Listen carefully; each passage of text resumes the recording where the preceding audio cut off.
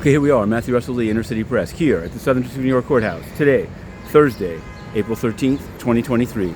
Now, late yesterday, we wrote about the Second Amendment complaint by the U.S. Virgin Islands against JPM Chase Bank, in which they provide, based on a deposition and based on other discovery that they've done, that JPM Chase knew that Epstein was withdrawing $40,000 to $80,000 at a time, $750,000 cash a year for his sex trafficking conspiracy, and that they were recommended to ditch him at least 3 years before they did.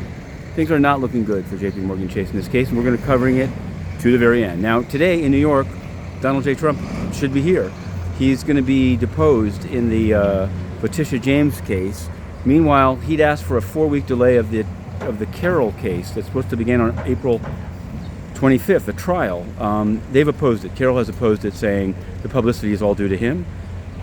We'll see what Judge Kaplan does. Thus far, to my knowledge, he hasn't ruled, and when he does, we will.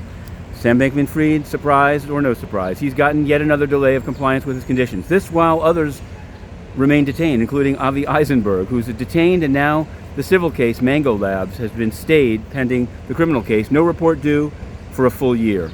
There was a filing by the U.S. prosecutors yesterday about Yvette Wang, the chief of staff of Mr. Miles Guo Wengui, and they put in under seal documents about the British Virgin Islands, St. Lucia. They're hammering away to keep Yvette Wang detained. Of course, SBF is floating free.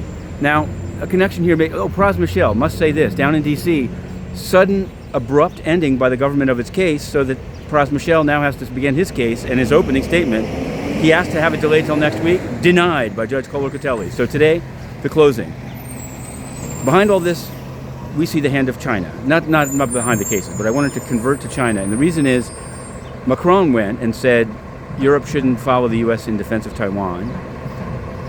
Many people didn't know, but there was a UN official that went over there. Guterres sent Rosemary DiCarlo. She got very little play because the UN is increasingly irrelevant in the problems of the day, other than failing on Ukraine and trying to help the sale of Russian ammonia. To be continued.